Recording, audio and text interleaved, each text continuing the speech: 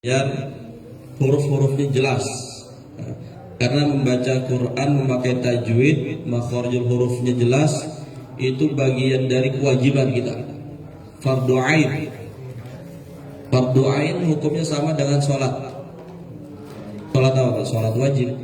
Nah, kalau ditinggalkan maka dosa. Maka harus tepat pengucapan tajwid, hukum-hukum tajwidnya.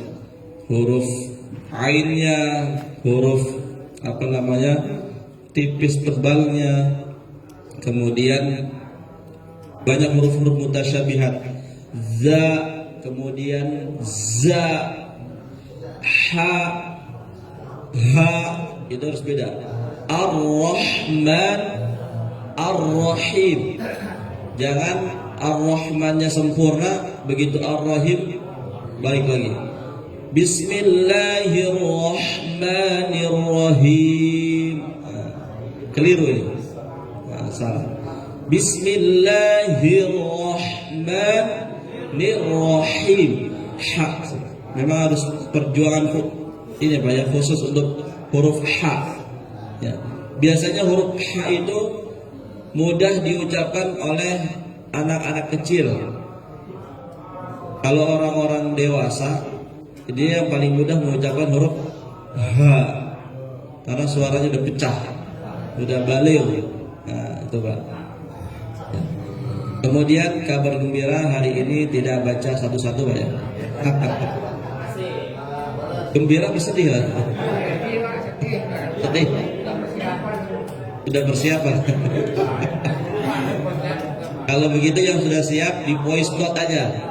Di voice note kirim ke grup. Kita simak bareng-bareng. Baik, itu dari saya. Barangkali ada pertanyaan sampai sini, Pak. Cukup ya. Baik. Spesialis soal. Semoga materi hari ini sifir mustadir dan mustatil bisa dipraktekkan saat membaca ayat-ayat Allah, ayat-ayat Al-Quran Pak ya. Baik itu di surah Al-Insan atau di surah-surah yang lainnya, itu tolong betul-betul diperhatikan. Nah, makanya baca Quran itu pahalanya banyak Pak ya. Setiap huruf 10 kebaikan. Belum kalau kita membedah dari sisi tulisan harokatnya. Tanwin aja beda-beda bentuknya Pak. Tanwin ada yang sama ujungnya, ada yang enggak panjang pendeknya berbeda ya. Itu ada maknanya. Biasanya kalau yang sama dia di kalimat izhar ya, yang jelas. Yauma idzin ainal mafar.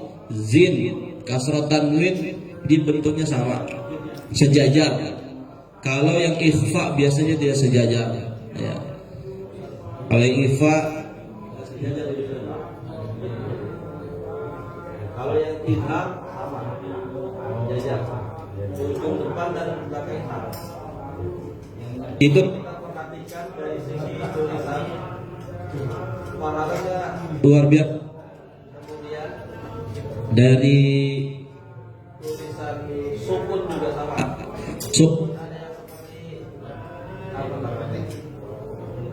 Tanda panah bawah itu ada yang bulat, sukun juga, bahkan ada yang tidak ada tandanya. Nggak ada tandanya sama sekali. Huruf iya pun sama, bentuknya berbeda-beda. Kalau saya merhatiin huruf ya itu ada 2 cara penulisannya. Bisa dilihat di ayat 40 surah Al-Qiyamah, di atas surah Al-Insan. Alaysa dzalika biqadirin ala ayyuhyiyal mauta. Huruf ya coba dilihat. Dia huruf ya keduanya itu enggak seperti bebek Pak. Biasanya kan seperti bebek tuh. Nah, dia enggak hanya seperti tanda panah. Cuma memang setiap Quran ini untuk harokatnya beda-beda Pak ya. Kalau saya patokannya ke Quran Madinah, Quran Madinah, karena sudah standar internasional, ya, internasional. Biasanya Quran-Quran itu dipakai oleh para penghafal Quran yang musabakohnya udah tingkat-tingkat nasional, internasional, Pak ya. Kalau Quran-Quran ini belum bisa dijadikan patokan untuk menghafal. Kalau tilawah biasa untuk murojaah silakan. Kalau menghafal dia harus standar Qurannya. Ada kan Pak ya Quran Madinah di sini yang kemarin dibawa sama Pak Nardi tadi. Itu standar. Pakai itu kalau mau menghafal Quran. Barangkali anak atau cucu-cucu yang udah punya cucu bapak-bapak pakai itu Qurannya kalau menghafal Quran. Jangan pakai Quran. Dan kalau sudah mau menghafal, sebisa mungkin jangan ganti Qurannya. Itu terus. Jadi dia selain menghafal ayat, tata letak huruf-huruf atau waqaf itu enggak berubah. Nah, waqafnya sama. Adanya di pojok kiri umpamanya atau di tengah qaf lam, shad lam, adanya di mana? Itu biasanya sampai seperti itu kalau menghafal. Allah alam bisawab. Ya, silakan, Pak. Untuk pengucapan huruf kho dan ya dan ghain. Nah, itu kalau di sukun itu apakah harus ditahan atau tidak? Terus kalau kho katanya makhraja maghdubi. Sebetulnya bukan ditahan. Dia ini setiap huruf yang bersukun mempunyai jatah satu harokat. Ya, kalau saya sih pemahaman saya itu diseret, Pak ya.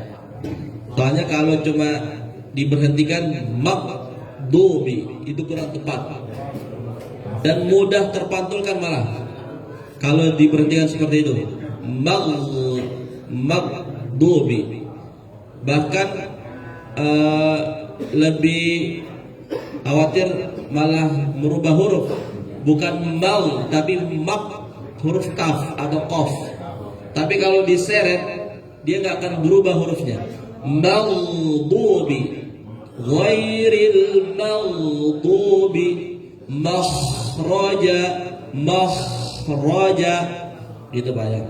Pengucapannya itu. Ya, boleh. Kan ada yang sampai normal gitu. Itu boleh enggak? Gimana? Sampai nya itu sampai kayak ngorong Wallah saya belum pernah dengar. Ya intinya kita baca Quran juga jangan apa namanya ya berlebihan, lebay kalau bahasa sekarang ya. Lebay, jangan berlebihan. Standar aja. Yang penting sifat-sifat hurufnya tepat. Sifat atau makhraj hurufnya tepat. Za sukun juga agak diseret. Iya, semuanya itu yang sukun. Da, kaf, kemudian kha, apalagi sin, bismillah, nggak boleh bismillah atau bis, apalagi sampai diberhentikan jadi sakta nanti. Sama. Pembacaan yang besar yang siratal ladzina an'amta alaihim itu kan nggak boleh berhenti bos. Harus dilanjutkan. Yang menjadi pertanyaan saya, yang nggak boleh berhenti siapa yang nggak bolehin? Lam alif. Itu artinya lebih baik, bukan tidak boleh berhenti. Lebih baik lanjut. Ya. Kecuali di masjid Al-Huda belakang itu wajib dilanjutkan bacanya. Kalau pemahaman saya, setiap tanda wakaf itu tidak ada pengertian yang dilarang berhenti. Ya, setahu saya yang pernah saya baca dan saya pelajari, bukan dilarang, tapi lebih baik dilanjutkan. Itu Pak ya. Kenapa saya pemahamannya seperti ini? Karena yang saya pahami di antara tanda wakaf yang lain Ketika kita